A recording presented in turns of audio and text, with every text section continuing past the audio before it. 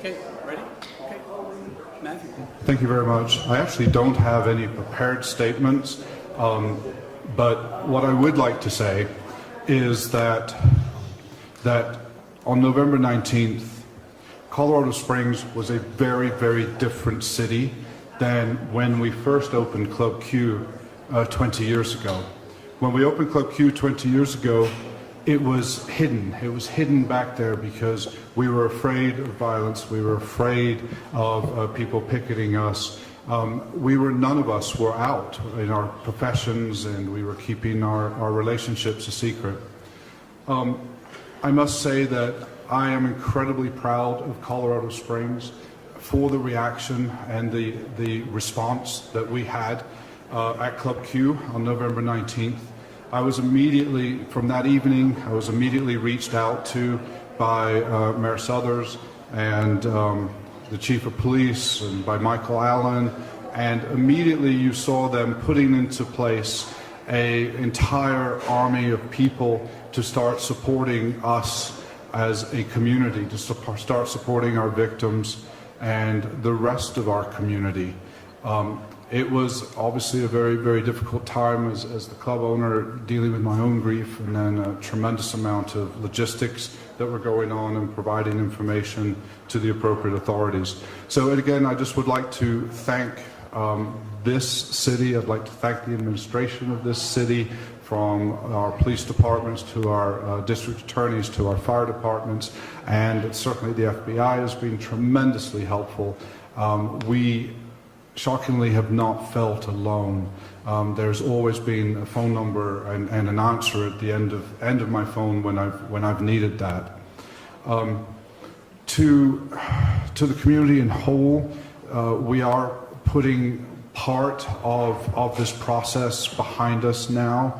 This horrific person will go to prison for the rest of their lives. There's nothing that can fill the voids and the holes that have left by his actions.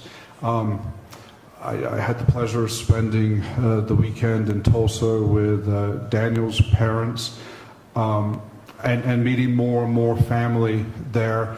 There's no words, there's no prison sentence, there's nothing that can be done to make these holes whole. Obviously, I only knew personally our bartender Derek, who I'd known 12 years, and Daniel 2 years. I've gotten to know through the families and through written things about our other victims, and through this horrific tragedy, there has been some light. There's been amazing people stepping up. That there's just been an amazing response. I think back to the days and weeks after this tragedy, and where I was spending a lot of time at the memorial, and I think back of all the people, the hundreds and hundreds and hundreds of people that would show up there every single day, and I would overhear them, people that had never stepped foot in Club Q, but people that had compassion for what had happened. And I remember parents bringing their children there and saying, this is the reason why you must not bully. This is the reason why hate must be conquered. And it was very profound, and that's what we've taken moving forwards from this, is that it was a very difficult decision to decide to open Club Q again. There's obviously, of the 53 people that were in there's going to be folks that can never return back to Club Q, and that's totally understood. But there's also the stories, the 20 years of what Club Q had done. There are the times when people have showed up at the front door waiting for Club Q to open with trash bags because they had been kicked out of their homes and they didn't know where else to go. And of course the bartenders and employees at the time would then reach out and help provide services. And that's what Club Q was. You're seeing over 20 years there's been tens of thousands of people have gone through there. Tens of thousands of people have made their friends. They've reconciled within themselves their feelings of sexuality, their feelings of gender differences, and so on. And it's so important that that continues, because unfortunately, even with this ending today, the mission of hate isn't ending. There are still parents that don't understand when their children are feeling different, when they're feeling that they are in the wrong bodies, or that they're feeling that they are liking the same sex. These people, there's still non-affirming people, there's still preachers in our very town that are preaching against this.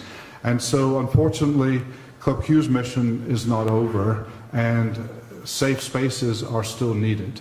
And so that is our mission. I also say to this community, thank you for all the support. Please do not think that this is over. All of our victims still need so much support. The bullet wounds are not like the movies. These things don't just go in and out and everything's fine. There are long-term injuries here in this community that absolutely need to be mended, and still need the entire community support for that.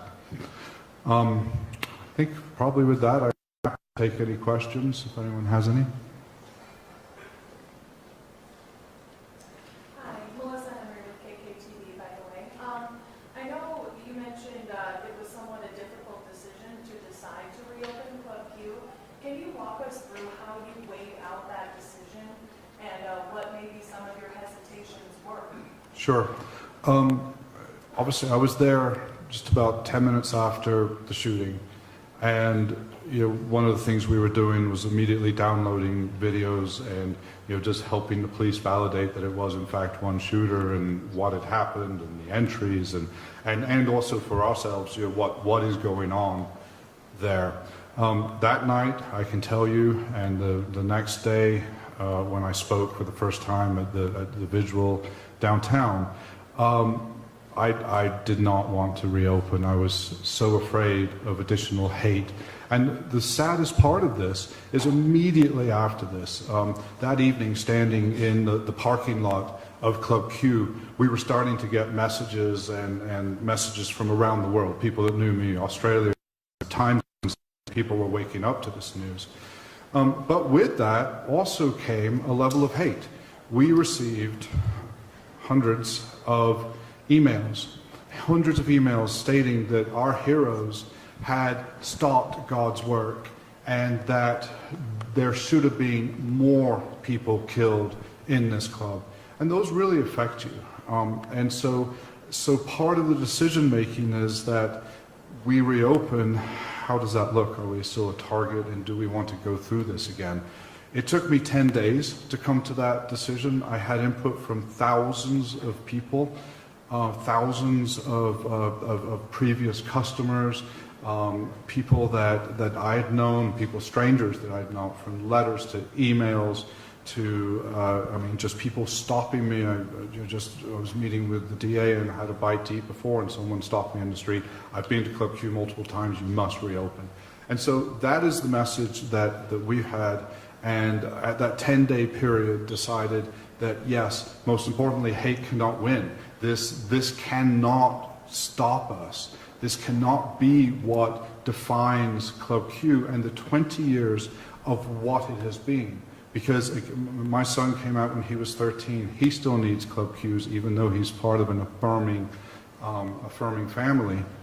And there's just a whole generation that does. And so this person, this act, is not what's going to end Club Q and prevent generations or the next generation from having their safe space, their place to find their friends, their chosen family, their feeling of belonging. During the this morning, a few of the survivors who were there mentioned that they felt that their safe space had been damaged, if not destroyed. Do you think that's going to be a challenge, rebuilding the sense of security going forward? It's definitely a challenge, and it's a challenge. We've been working very diligently behind the scenes. There are plans that both the FBI has worked with us on security plans, as with the Colorado Springs Police Department. So yes, the reopening of Club Q will involve things such as metal detectors, such as duck and hide areas, things that one should never have to plan for when opening a business. When we opened Club Q, we were thinking about what color schemes do we want, and what's the most effective way to get in here, and how can we serve the most drinks, and what does the stage look like. And now this rebuilding process has been dominated by safety concerns. And that is something that in this country, are we proud of that? Are we proud that the gun violence is so prevalent, and that the hate is so prevalent, and that there's still now people that are legislating against us and propagating this sort of hate, that I now need to rebuild a club and almost make it bulletproof just so that we feel safe? That's not moving forwards, and that's not an America that I'm proud of, and we need to change that.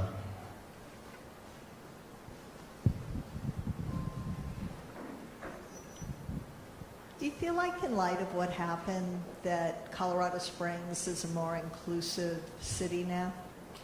To be honest with you, I was shocked at the response that we have.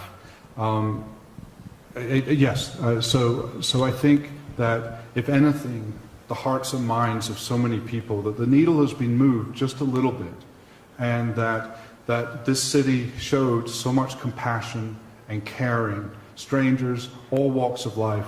On that day and subsequent days thereafter, there wasn't Democrats and Republicans. There were just people, and there were just people here in the city who were sharing love and shared grief for us. And so I'd like to say that it's really easy not to think about people that are different than you, and especially if you're not exposed to that in your daily life.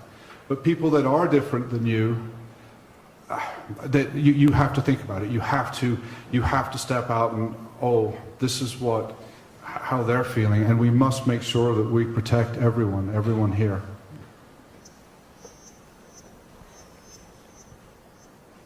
Are there any additional questions? Just a clarifying detail. Oh. I just wanted to know, are you reopening in the same location or a different spot? We are reopening in the same location. The club, the first priority for Club Q is a memorial. As you've known, that we've kept our temporary memorial in front of that building from day one. First day that it was given back to us by the FBI, that memorial was moved, and there's still dozens of people that go there every single day to remember what has happened. We still have pictures up there. And so for us, you can't just reopen and pretend like this didn't happen.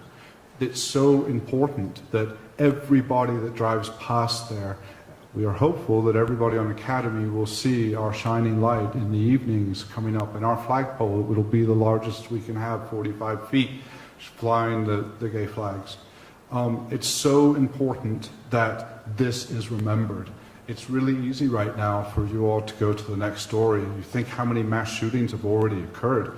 I was at a sit-in in Washington, D.C. with people from Parkland and Uvalde and multiple other shootings, all trying to get attention. It's very quickly, this goes away. And for us, this can never be forgotten. The souls that were lost there, the shining lights that were lost there, must be remembered. And by us building a memorial on that site, anyone that enters there, anyone that drives by us there, a kid 20 years from now will know that something happened here. And it's the same as, if you walk into the Stonewall bar, they've done it very well. They talk about, the riots and what's happened there, and the history is told. And we feel that that is critical, that this cannot be forgotten. And as long as I'm around, it will not be forgotten.